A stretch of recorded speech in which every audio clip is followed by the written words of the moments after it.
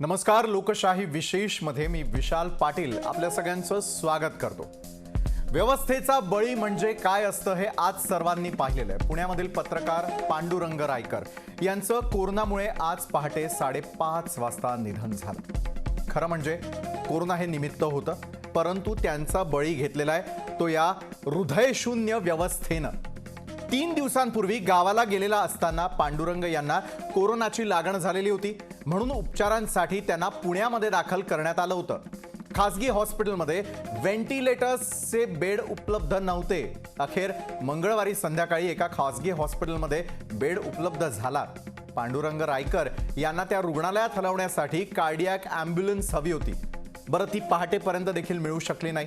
तोपर्यंत त्यांची oxygen level खूप कमी झाली। जेव्हा ॲम्ब्युलन्स मिळाली तोपर्यंत पांडुरंग रायकर हे व्यवस्थेचा बळी ठरलेले होते।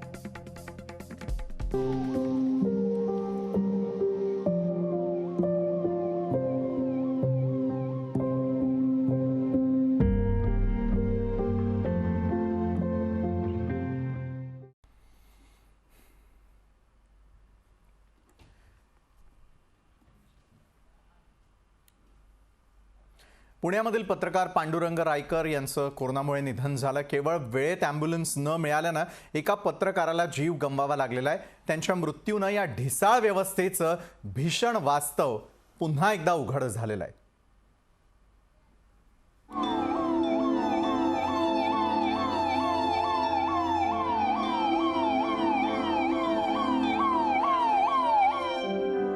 पत्रकार पांडुरंग रायकर, कोरोना काळात कर्तव्य बजावणारा कोरोना योद्धा।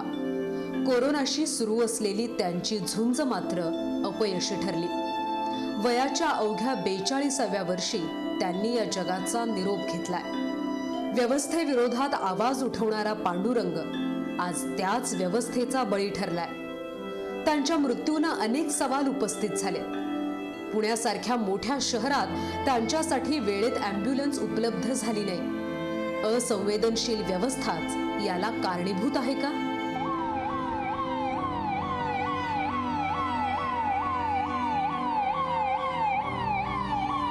पांडुरंग यांनी आपल्या गावी जाण्यासाठी अँटीजन टेस्ट केली, ती निगेटिव्ह आली।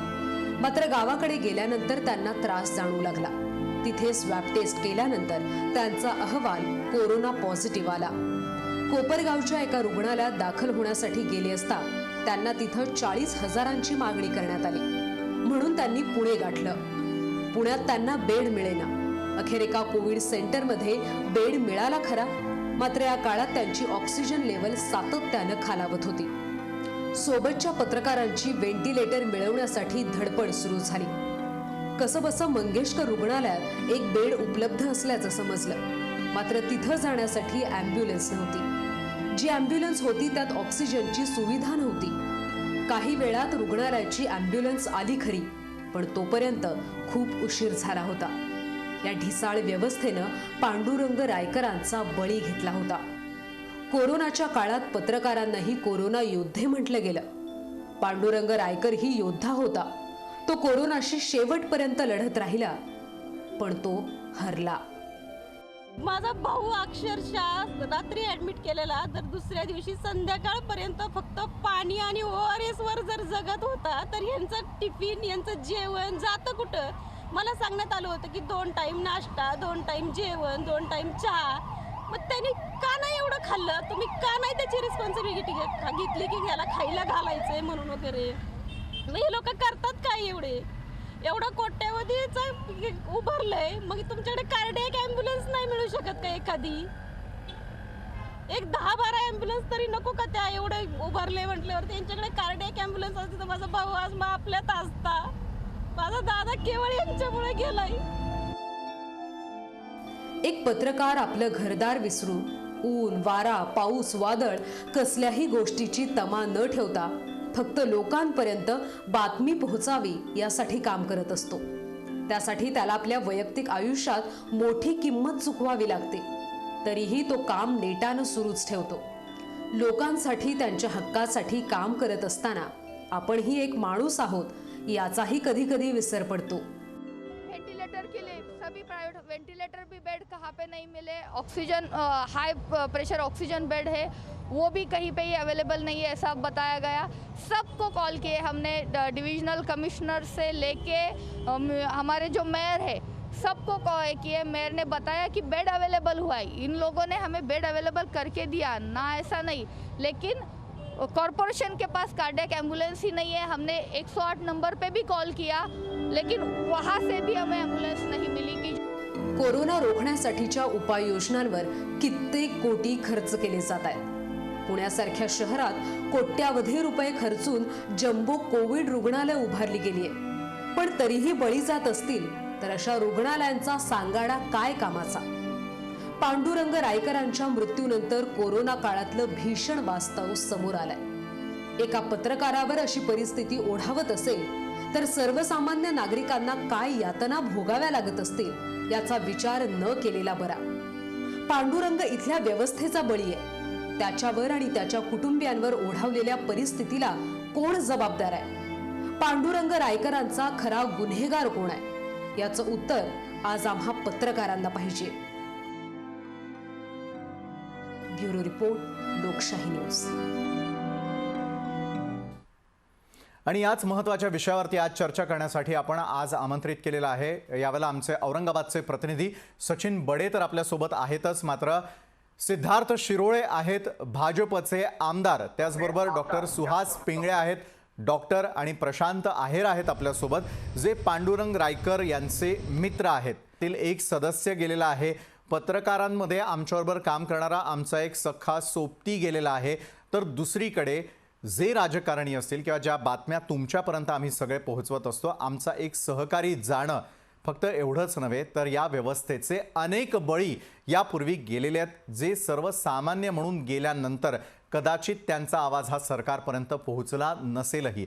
मात्र याच महत्त्वाच्या मुद्द्यावरती आज चर्चा करावीशी वाटते आणि सुरुवात खरं तर आपण करणार आहोत, आणि ती म्हणजे डॉक्टर सुहास पिंगळे यांच्यापासून। डॉक्टर सुहास पिंगळेजी, आज खरं तर या महत्त्वाच्या मुद्द्यावरती चर्चा करत असताना आजचा स्टुडिओतला माहोलही कंप्लीट वेगळा आहे। आज आमची मनस्थिती देखील पूर्णपणे वेगळी आहे, कारण की कोविड योद्धा असताना आम्ही सगळे या बातम्या पोहोचवत असतो, आणि या बातम्या पोहोचवत असताना WHOनं नेमकं काय सांगितलेलं आहे, हॉस्पिटल प्रशासनानं काय सांगितलेलं आहे, मुख्यमंत्री नेमकं काय म्हणतात किंवा प्रत्येक जण काय बोलतो हे जनतेपर्यंत पोहोचवण्यासाठी आम्ही सगळे आवाज उठवत असतो। मग तरी देखील व्यवस्था अजूनही अपूर्ण का, हा प्रश्न डॉक्टर म्हणून मला तुम्हाला विचारावा असं वाटतं। डॉक्टर सुहास,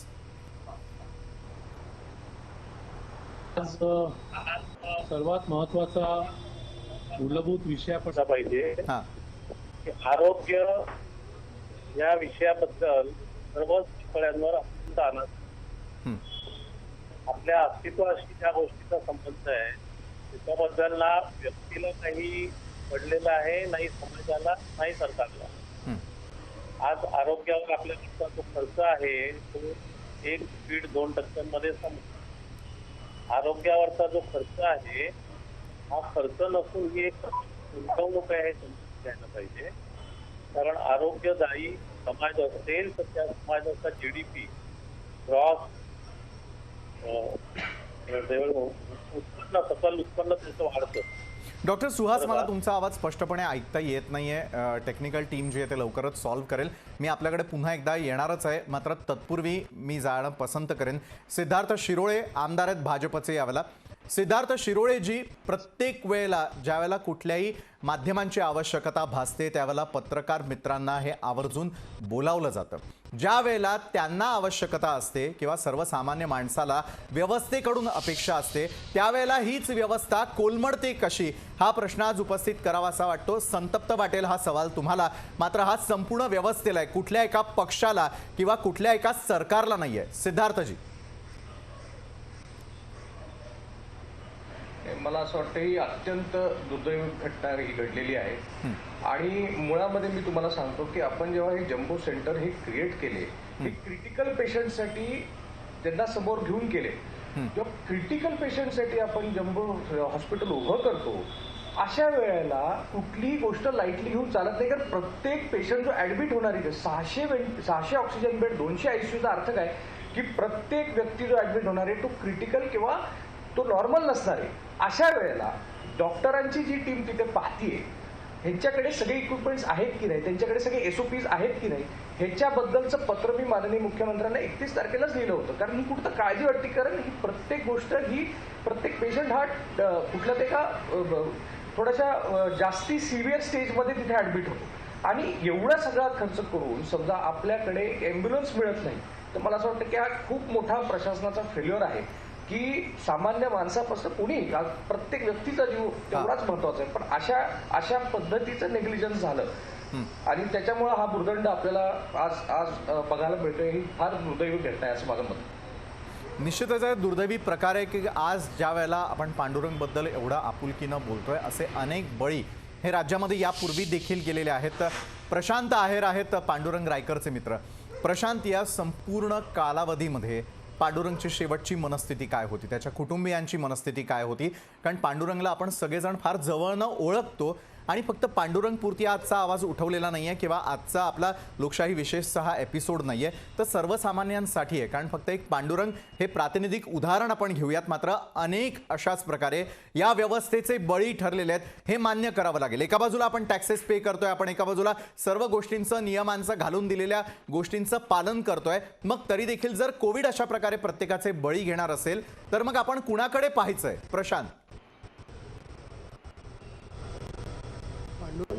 हा माझा रानडेचा जर्नलिझमचा मित्र. हो, आम्ही दोघं सोबत होतो डिप्लोमाला. एकत्रित प्रवास सुरू झाला. माझा आवाज येतो ना आपल्याला? येतोय प्रशांत, मला आवाज येतोय. हा हा तर आमचा अशा प्रकारे आमच्या मैत्रीलाही सुरुवात झाली म्हणावी लागेल आणि आमचा एका करिअरलाही सुरुवात झाली. हो. अशा प्रकारे आमच्या दोघांचाही प्रवास पुण्यातून सुरू झाला. आणि एक लक्षात असं आलं की पांडुरंगच्या ह्या 2-3 दिवसाच्या घडामोडीत पांडुरंगाला 20 तारखेला बरं वाटतं नव्हतं. आता त्यांनी त्याचा मेसेज त्याच्या सहकाऱ्यांना पाठवला आणि तो गावी निघून गेला. तो ज्यावेळेस परत आला तर त्यावेळेस फोन असा आला होता की पांडुरंग एकदम सिरियस झालेला आहे आणि त्याला व्हेंटिलेटरची आवश्यकता आहे आणि व्हेंटिलेटर आता बेड अवेलेबल करणं सुरू करा. अशा प्रकारे माझा IBNचा मित्र आहे वैभव सोनवणेचा मला फोन आला, अश्विनीचा पाठोपाठ फोन आला की पांडुरंगासाठी बेड आता आपल्याला मिळवायचा आहे.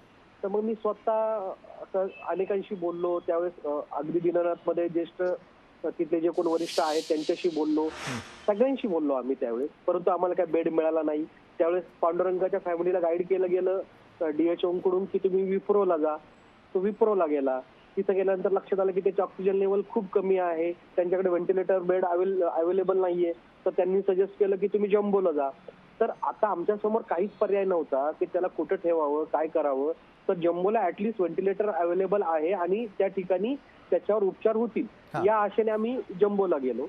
तर रात्री अश्विनींनी सांगितलं की त्याला अगदी कॅज्युअल्टीमध्ये एक व्हेंटिलेटर बेड आम्हाला भांडून एक उपलब्ध करावा लागला आणि त्यानंतर त्याच्यावर उपचार सुरू झाले. अशा प्रकारे त्याच्यावर सोमवारी रात्री मला वाटतं उपचार सुरू झाले ते जम्बोमध्ये.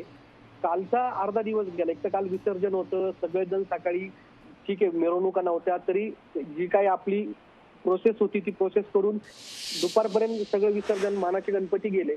परत हा प्रवास सुरू झाला की पांडुरंगाला आता जम्बोतून शिफ्ट करणं गरजेचं आहे. मग परत दुपार संध्याकाळपासून आमची सुरुवात झाली की कुठं बेड मिळतोय का, दीनानाथला मिळतो का. तर मग आमच्या एका ओळखीतून असा एक रेफरन्स आला की तुम्ही भारतीला बेड मिळतोय का बघा. तर मग आता भारतीला बेड कसा मिळवायचा. तर मग मी स्वतः विश्वजित कदमांशी बोललो. मी अगदी आमचा दुसरा एक सहकारी आहे जो रानडेतला आणि पांडुरंगाचा माझ्यासारखा अभिजित करंडेला मी म्हटलं की अभि तू विश्वजितशी बोल, त्यांच्याशी बोल आणि त्यांना सांग बेड द्यायला. तर त्यालाही सिरियसनेस माहिती होता. त्याला एक तर पांडूचा स्वभाव इतका मितभाषी, इतका गोड मुलगा ना हा की आमच्या सगळ्यांचा तो म्हणजे त्याचा वैर कोणाशी असू शकत नाही. ईर्ष्या नावाचा प्रकार त्याला म्हणजे कुठेही शिवलेलाच नाही अगदी त्याच्या करिअरमध्ये. निश्चितच प्रशांत, ज्या प्रकारे रानडेच्या आज आठवणी आपण काढलेल्या आहेत, रानडेमध्ये आपण सोबतच शिकलेलो आहोत त्या काळामध्ये, त्यामुळे पांडुरंग बरोबर जो सहवास लाभला तो आजही लक्षात आहे. आणि ज्यावेळेला ETV सारख्या ठिकाणी आम्ही एकत्र काम करत असताना एक रूममेट म्हणून घालवलेले दिवस आजही खरं तर डोळ्यासमोर येतात. सचिन बडे औरंगाबादचे आमचे प्रतिनिधी देखील आपल्यासोबत जोडले गेलेले आहेत. सचिन, जी व्यवस्था नडलेली आहे पांडुरंग यांचा बळी घेण्यासाठी, त्या ठिकाणी जी व्यवस्था त्या ठिकाणी त्या सगळ्या गोष्टींना कारणीभूत आहे ती आपण सगळ्यांनी खरं तर जनतेला दाखवण्यासाठी आज ही लोकशाही विशेषच्या माध्यमातून चर्चा घडवलेली आहे. सचिन, मी आपल्याकडे येतो. सचिन, पत्रकारिता करत असताना आपण आपला जीव धोक्यात घालून अनेक वेळेला अनेकांच्या बातम्या त्यांच्या आवाजाला लोकांपर्यंत पोहोचवण्यासाठी, सरकारी व्यवस्थेपर्यंत पोहोचवण्यासाठी हे सगळं आपण करत असतो. सचिन, कोविड काळावधीमध्ये देखील तुम्ही औरंगाबाद सारख्या हॉटस्पॉटच्या ठिकाणी कामं केलेली आहेत. सचिन, नेमका अनुभव काय आहे? कशा प्रकारे ही आरोग्य व्यवस्था लोकांचा बळी घेण्यासाठी कारणीभूत ठरत असते? असे एक नाही, अनेकांचे जीव गेलेले असताना उघड्या डोळ्यांनी सचिन आपण देखील वार्तांकन केलेलं असेल. सचिन, सांगा, ही ढिसाळ व्यवस्था औरंगाबादमध्ये देखील अनेकांनी अनुभवली असेल. नक्कीच. आता पाहिलं तर स्वतःच्या जीवाचं रान करून एक वृत्तांकन करत असतात. समोरच्याला न्याय मिळावा म्हणून स्वतःचा जीव सुद्धा धोक्यात घालत असतात. बऱ्याचदा पाहिलं की बरेचसे असे पेशंट होते, त्यांना एक वेळ जेवणाची चांगली सोय लागली नाही, जेवण उशिरा पोहोचलं.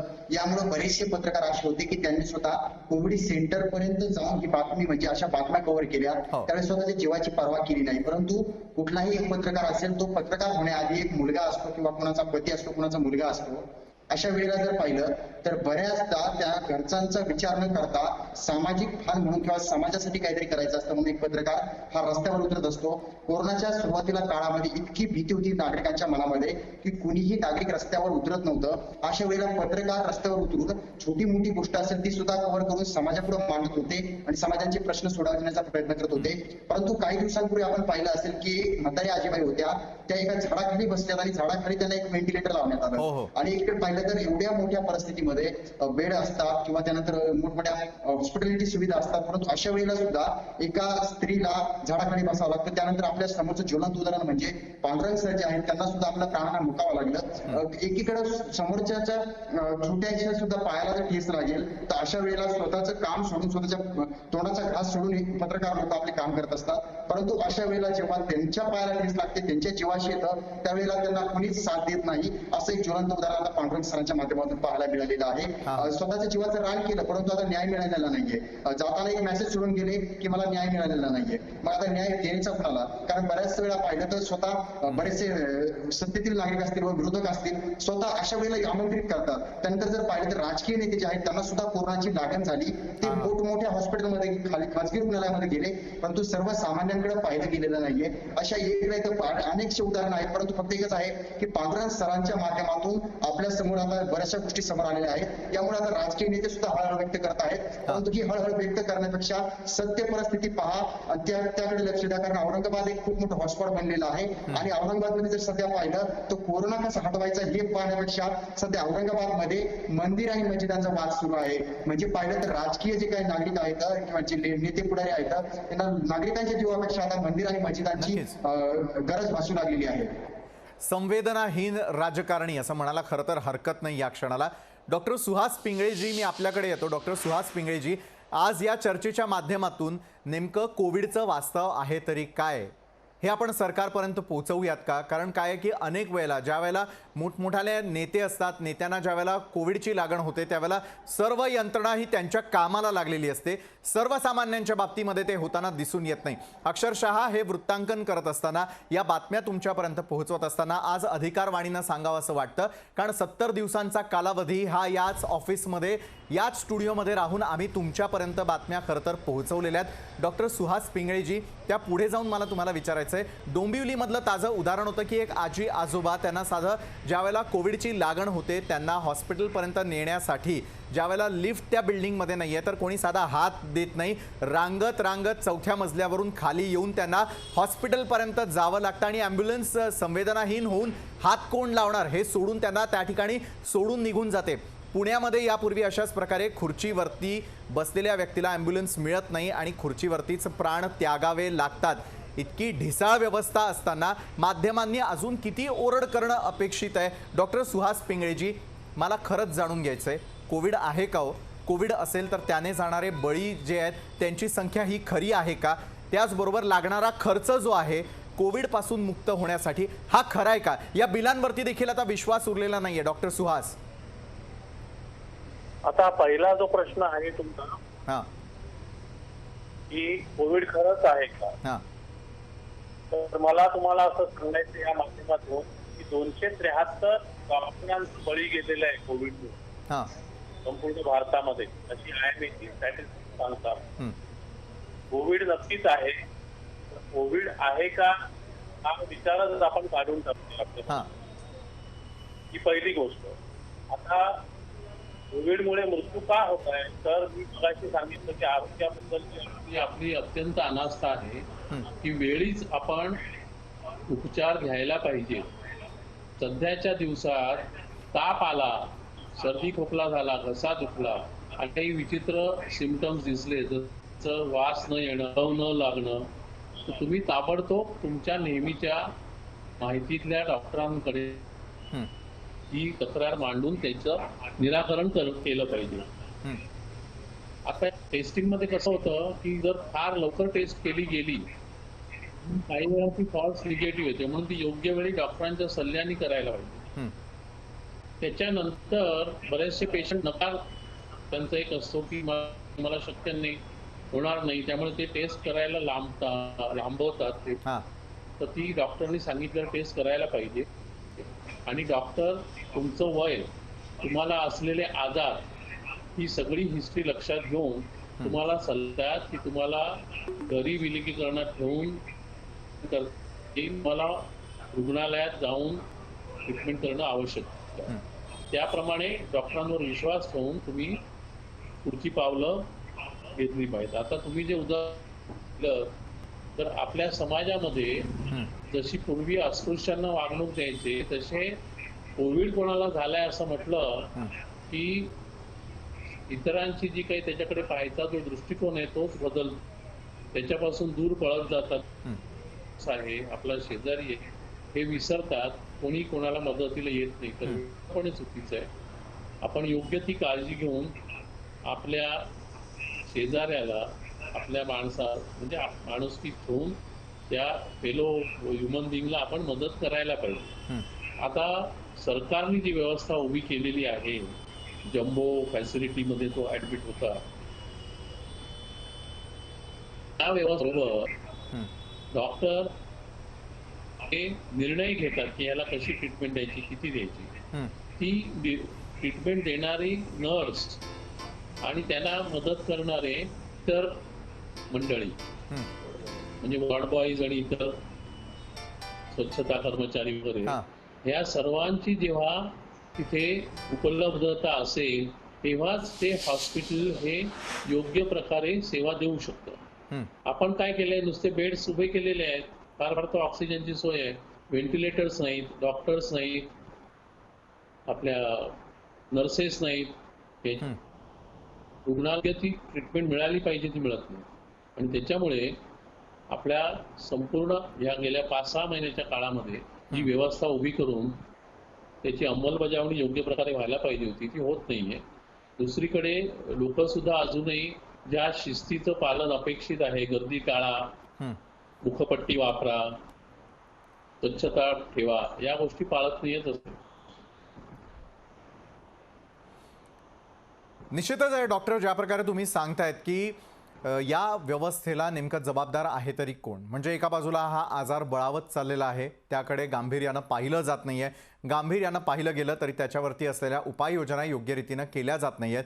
अक्षरशः परवा जर पुण्यामध्ये जम्बो हॉस्पिटल उघडण्यात आलेलं होतं, तर त्या जम्बो हॉस्पिटलमध्ये असलेले बेड हे नेमके कुणासाठी उभारण्यात आलेले आहेत. डॉक्टर्स नसतील, नर्सेस नसतील किंवा तशा प्रकारची व्यवस्था तुमच्याकडे नसेल, म्हणजे सरकारकडे नसेल किंवा मग या संपूर्ण यंत्रणेकडे नसेल, तर मग वेळीच आवाज उचला ना, सत्य काय ते लोकांसमोर येऊ द्या ना, अशा प्रकारचे नाहक बळी जायला नको, एवढीच फक्त ही चिंता आपल्याला सगळ्यांना आहे. आणि खरोखर व्यवस्थेचा बळी एक नव्हे तर असे शेकडो गेलेले आहे. त्यांचं प्रातिनिधिक उदाहरण म्हणून आपण आज पांडुरंगविषयी बोलत आहोत. आणखी बळकट करण्यासाठी काय करायला हवं या दृष्टीनं पुढची चर्चा जी आहे ती आपण घडवणार आहोत. सिद्धार्थ शिरोळे आहेत, भाजपचे आमदार, यावेळेला आपल्यासोबत. सिद्धार्थजी, जर व्यवस्था 5 महिन्यांच्या कालावधीमध्ये सक्षम होत नसेल तर मग लोकांचा जीव हा कुणाच्या भरोश्यावरती आहे? राम भरोसे चाललाय कोरोनावरचा सगळा हा प्रतिकार? सिद्धार्थजी,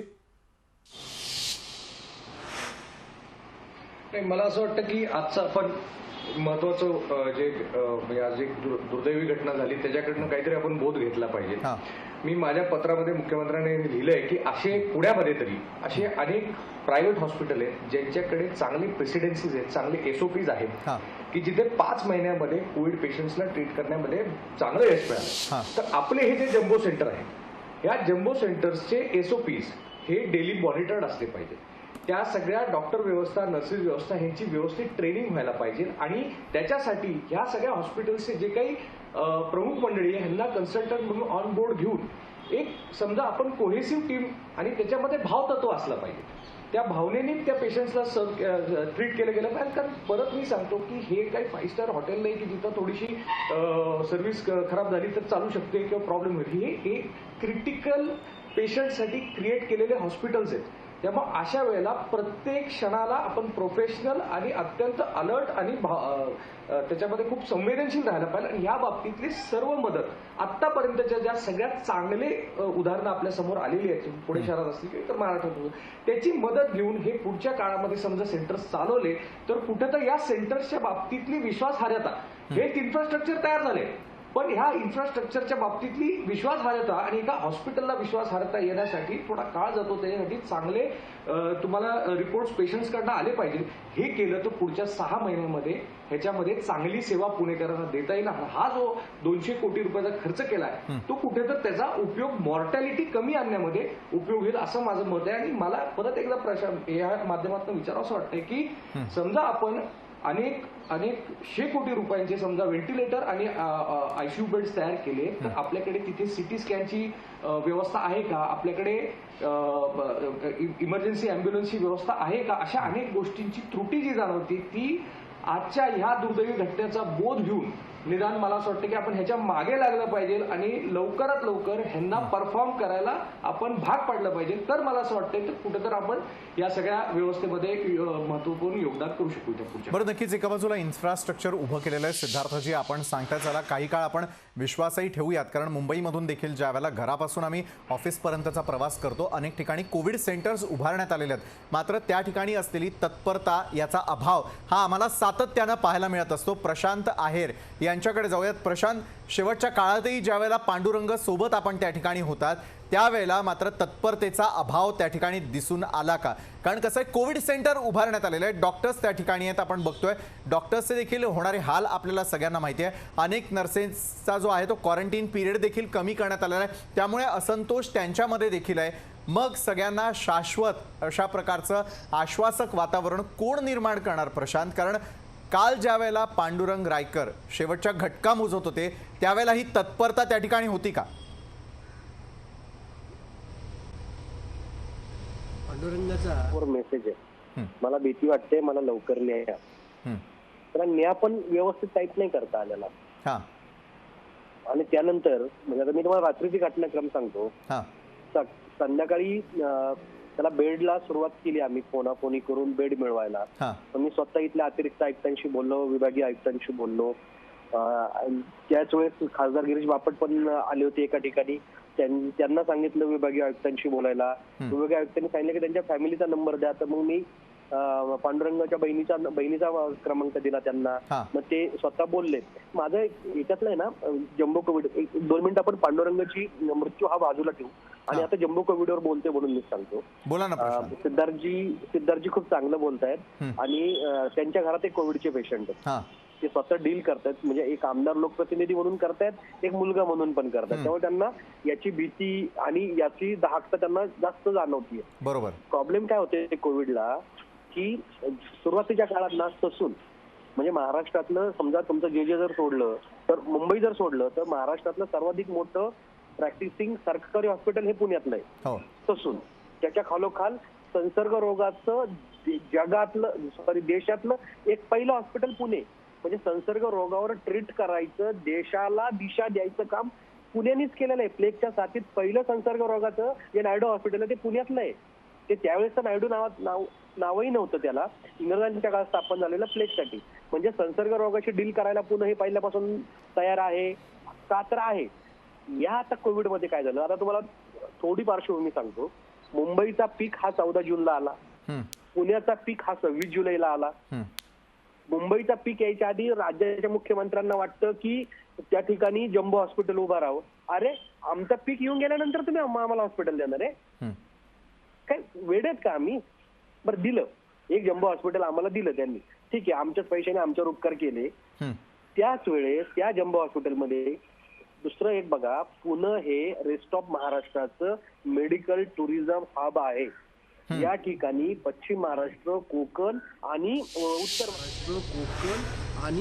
उत्तर मराठवाडा यातले सगळे पेशंट्स हे पुण्यात येतात.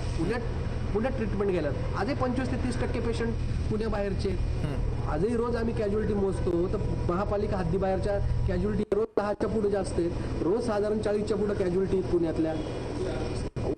कैलास स्मशान कोविड पेशंटवर, कोविड मृतदेहांवर अक्षरशः 2-2 तास वेटिंग नंतर तिथे अंत्यविधी केला जातोय. आता कॅज्युअलिटी आमच्याकडे मोठ्या प्रमाणात.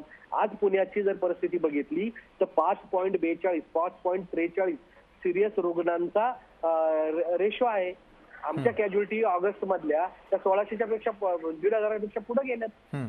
रोज 50 कॅज्युअलिटी आहेत. डेथ रेट कमी केला म्हणजे काय केला? नंबर ऑफ टेस्टिंग वाढलं की डेथ रेट कमीच होणार ना. नंबर ऑफ पेशंटचा साईज वाढला की मरणाऱ्यांची संख्या अत्यंत अल्प दिसणार आहे. की 2.42 2.43 2.41 वर डेथ रेट दिसतो. आमचं सिरियस पेशंट 5.42 5.43 आहे. आमचा या ठिकाणचा हिट रेशो 22% आहे, म्हणजे मुंबईचा 14% आहे. याचा सारासार विचार केला आणि आता जम्बो कोविडवर आलो आपण. का तर आमच्याकडे 5.43% सिरियस पेशंट आहे. सिरियस म्हणजे काय की ज्याला minimum ICU without ventilator, ICU with ventilator, मी हे बोलतोय, मी नुसतं ऑक्सिजन बेड बोलत नाही. तर अशी जर परिस्थिती आमची असेल, आमच्याकडे 800-850 पेशंट आज जर ते सिरियस रुग्ण असतील, त्यांना डील करायला आमच्याकडे 2 जम्बो सुरू केले. अर्थात त्यांची उद्घाटन केली. त्यातलं एकच जम्बो सुरू झालंय, एक जम्बो अजून सुरू झालेलं नाही. जे जम्बो सुरू झालं त्या ठिकाणी. नक्कीच प्रशांत, आता असं आहे की शेवटच्या टप्प्याकडे आपल्याला सगळ्यांना जे आहे ते वळावं लागणार आहे आणि कुठेतरी यातून समर्पक काहीतरी जे आहे ते समोर येणं देखील तितकंच अत्यावश्यक आहे. यावेळेला सचिन बडे मी आपल्याकडे येतो. सचिन, जो मोबाईल फोन या क्षणाला माझ्याकडे किंवा तुमच्याकडे आहे, एक पत्रकार म्हणून या मोबाईलमध्ये अनेक VVIP लोकांचे नंबर्स आपल्याकडे आहेत आणि ज्या वेळेला त्यांना गरज असते त्यावेळेला निश्चित आपल्याला फोन येतात. मात्र ज्यावेळेला खरोखर एका पत्रकाराला गरज असते त्यावेळेला ते फोन रिसीव केले जातात का? एक.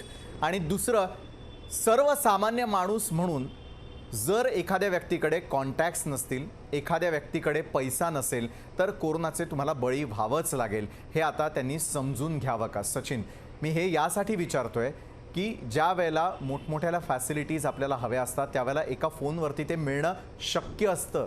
मग सर्वसामान्य जे रोज बळी जात आहे त्यांचा आवाज कोण उचलणार? हा प्रश्न विचारण्यामागचं कारण असं की जर इतके कॉन्टॅक्ट्स असतील तर तुम्ही वाचू शकतात. ज्यांच्याकडे कॉन्टॅक्ट नाही आहे, ज्यांच्याकडे पैसा नाही आहे, त्यांनी या व्यवस्थेचे बळी ठरायचं आहेच का? सचिन, आजची परिस्थिती जर पाहिली तर तारांकित हॉस्पिटल आहेत. या हॉस्पिटलामध्ये सर्व सुव्यवस्था आहेत, एक आरक्षित बेड सुद्धा आहेत. परंतु गरीब व्यक्ती जर तिथं गेला तर त्याला जागा मिळत नाहीये, कारण त्याच्या खिशामध्ये पैसा नसतो. अशा वेळेला गरिबांसाठी जर मरण म्हटलं तर हे स्वस्त झालेलं आहे आणि जगणं जर पाहिलं तरी आता महाग झालेलं आहे. बऱ्याचदा पाहिलं तर ज्यांच्याकडे पैसा आहे त्यांना चांगलं हॉस्पिटल मिळतं, परंतु त्यांची बिलं जरी पाहिली तर आपण लाखांच्या घराच्या पुढे चाललेली आहेत. कारण तिथं पाहिलं तर आपण त्यांच्यासाठी कुठले मेडिसिन नाही राहत किंवा पाहिजे तशी जास्त कॉस्टली किंवा जास्त मूल्याची तिथं फॅसिलिटी सुद्धा नाही राहत. परंतु अशा वेळेला खूप मोठा खर्च होत राहतो आणि आता पाहिलं आपण परिस्थितीमध्ये तर खर्च होत राहील, परंतु सर्वसामान्याने करायचं काय हा सर्वात मोठा प्रश्न उपस्थित राहत आहे. नक्कीच सचिन, इतकं समर्पक याच्यामध्ये तुम्ही सांगितलेलं आहे की सर्वसामान्यांसाठी आता जगणं जे ते महाग झालेलं आहे आणि मरण हे अतिशय स्वस्त झालेलं आहे. सिद्धार्थ शिरोळेजी, मी तुम्हाला प्रश्न विचारतोय पुढचा. नसते आमच्याकडे शिफारस, नसते आमच्याकडे पैसे, तर मात्र ट्रीटमेंट कोविड संदर्भातली घ्यायचीच नाही का? हा सर्वसामान्यांच्या मनातला प्रश्न मी आज तुम्हाला लोकशाही विशेषच्या माध्यमातून विचारतोय, कारण खरोखर सर्वसामान्यांकडे या गोष्टी इझिली अवेलेबल नसतात सिद्धार्थजी. मात्र जीव हा त्यांचाही महत्त्वाचा आहे, मरण हे त्यांच्यासाठी स्वस्त होत चाललंय. सिद्धार्थजी, मला असं वाटतं की हाच उद्देश ठेवून आपण कुठेतरी पुणे शहरामध्ये ह्या जम्बो कोविड सेंटरची मागणी अनेक महिने करत होतो आणि ते जरी त्याला उशीर झाला असेल तरी ऍटलिस्ट आता 200 कोटी रुपये खर्च करून हे एक्झिस्ट झालेत आणि हे एक्झिस्ट झालेत आणि हे फ्री आहेत. ह्याच्यात उपचार हा सर्वसामान्य व्यक्तीच्या उपचारासाठीच हे सेंटर बनवले गेले. त्यामुळे अर्धी कुठेतरी एक व्यवस्था उभी झाली. आपल्या सर्वांचं इथून पुढे एकच काम आहे की हे कोविड सेंटर हे चांगल्या क्षमतेने चालवले गेले पाहिजे आणि ह्याच्यासाठी जे सिद्धार्थजी, पाहिजे हे ते सगळ्यांनी पुण्यापुरती आपण मर्यादित झालं. मला हे चालवायला विचारायचं आहे की भाग पांडुरंग पाडलेलं देखील सरकार. कोपरगावहून त्या ठिकाणापर्यंत पोहोचला होता. सर्वसामान्यांची तितकी ऐपत नसते की एखाद्या छोट्या गावातून शहरापर्यंत जाणं आणि जम्बो कोविड सेंटरमध्ये जरी त्याला फ्री ऑफ कॉस्ट ट्रीटमेंट मिळणार असेल तरी पुण्यापर्यंत येण्याचा खर्च तरी परवडावा ना त्याला. बरोबर आहे. नाही, अर्थात प्रत्येक भागामध्ये आता इन्फ्रास्ट्रक्चर, हेल्थ इन्फ्रास्ट्रक्चर ही पॉझिटिव्ह जेवढे केसेस तुमच्या होतात त्याच्यापेक्षा तुमचा हेल्थ इन्फ्रास्ट्रक्चर हा जास्त असला पाहिजे. हा महाराष्ट्राच्या प्रत्येक जिल्ह्यामध्ये असा इन्फ्रास्ट्रक्चर डेव्हलप केल्याशिवाय हा प्रश्न सुटणार नाही आणि तो परत इन्फ्रास्ट्रक्चर डेव्हलप करून तो नीट चालवला गेला पाहिजे. तर कुठे तर सामान्य माणसाला केंद्रबिंदू ठरून आपण त्यांना सेवा करण्याची आपल्याला मग कुठेतरी आपण त्यांची सेवा करू शकू असं मला बरं, नक्कीच. डॉक्टर सुहास पिंगळे आपल्याकडे येतो मी. सिद्धार्थजी, आपली वेळ खरं तर संपत आली आहे म्हणून मला तुम्हाला थांबावं लागतंय. डॉक्टर सुहास पिंगळेजी, मी आपल्याकडे येतो. आरोग्य व्यवस्थेने नेमका काय धडा घेतलेला आहे? कारण पेंडेमिक सिच्युएशन ही कधी अलर्ट देऊन किंवा कुठल्याही प्रकारचा आवाज करत येत नाही, तर ती अशाच प्रकारे येत असते. डॉक्टर सुहास पिंगळेजी, आरोग्य व्यवस्था सर्वसामान्यांचे बळी तरी थांबवणार आहे का? मान्य आहे आम्हाला की एका बाजूला रिसर्च सुरू आहे, मात्र सर्वसामान्यांना परवडेल अशा प्रकारच्या ट्रीटमेंट या कधी घेता येऊ शकतील? डॉक्टर सुहास पिंगळे, अगदी थोडक्यात, वेळ संपली आपली. थोडक्यात म्हणजे सरकारी यंत्रणांमधली जी हॉस्पिटल्स आहेत ती सक्षम करायला पाहिजे. तिथे नर्सेसचा तुटवडा आहे, डॉक्टरांचा तुटवडा आहे. हे जे कमी आहेत डॉक्टर्स आणि नर्सेस, त्या पद्धती भरली पाहिजेत. आरोग्य खात्यातली कित्येक पदं रिकामीच आहेत. तर ही पदं तुम्ही जेव्हा भराल आणि इतर सेवा देणारा जो वर्ग आहे त्यांची पण पदं जेव्हा भराल तेव्हा ती सेवा योग्य प्रकारे दिली जाईल. म्हणजे इतके जो खर्च होणार आहे तो वाढवला पाहिजे आपल्याला आणि ही गुंतवणूक आहे आरोग्याकरता असं बघून त्याच्याकडे वाढवला पाहिजे. निश्चितच आहे. इन्फ्रास्ट्रक्चर नुसतं उभं करून चालणार नाहीये, तर ते व्यवस्थित चालेल कसं यासाठी देखील अभ्यास करणं आता गरजेचं झालेलं आहे. प्रशांत आहेर, जाता जाता एक प्रश्न विचारतो. पांडुरंगाच्या जाण्यानं त्याचं कुटुंब जे आहे ते तर हळहळलेलं आहे आणि कुठेतरी त्याचं पोरगं ज्याच्याबरोबरचा फोटो त्यानं शेअर केलेला आहे तो कुठेतरी आपल्याला सगळ्यांना बऱ्याच गोष्टी शिकवून जातो. प्रशांत, एकटा पडलेला पांडुरंग असेल किंवा असे अनेक असतील ज्यांचे कुटुंब आज कुठेतरी मदतीची अपेक्षा करतात, त्यांच्यापर्यंत ती पोहोचावी. सरकारनं डोळे उघडे ठेवावे, एवढंच सांगावंसं वाटतं. प्रशांत,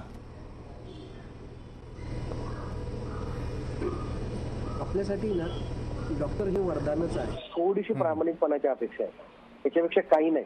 म्हणजे कालच्या जम्बोमध्येही थोडं प्रामाणिकपणाने त्या पांडुरंगाची सेवा झाली असती ना, आज पांडुरंग आपल्यात असतं. कदाचित आज लढत असता, आज त्याने प्राण नसता सोडला, लढत असता आज. मी म्हणत नाही की परिस्थिती खूप एकदम, पण पांडुरंग किमान कॅज्युअलिटीमध्ये पायी चालत गेलाय हो परवा रात्री. इतके पटकन त्याची ऑक्सिजन लेवल ड्रॉप होती, त्याला इन्व्हेजिव्ह लावायचं की नाही लावायचं याचा डिसिजन पहाटे 4:30 पर्यंत चालतो आणि 5:30 ला सांगतात की त्याला कार्डियाक अरेस्ट आला. बस एवढी माफक अपेक्षा आहे की ज्याने त्यांनी ज्याचं त्याचं काम आहे ना प्रामाणिकपणे करावं. नक्की जेवढ्या प्रामाणिकपणानं आपण पत्रकार म्हणून कामं करतोय, ज्यानं त्यानं आपलं काम प्रामाणिकपणे केलं तर निश्चितच व्यवस्थेचे बळी हे कुणीही ठरणार नाही. डॉक्टरांना अपील आहे, राजकारण्यांना आज अपील आहे, लोकशाही विशेषच्या माध्यमातून प्रत्येकानं आपलं काम हे प्रामाणिकपणे करा. पत्रकार ते करतातच आहेत, मात्र तुमची देखील जबाबदारी आहे आणि त्या जबाबदारीपासून तुमचे हात झटकू नका, एवढंच या कार्यक्रमाच्या माध्यमातून सांगावंसं वाटतं. सर्वांचे आभार. या कार्यक्रमात आपण सामील झालात त्यासाठी. लोकशाही विशेषमध्ये आज वेळ झाली इथंच थांबण्याची. ताज्या बातम्यांसाठी पाहत रहा लोकशाही विशेष.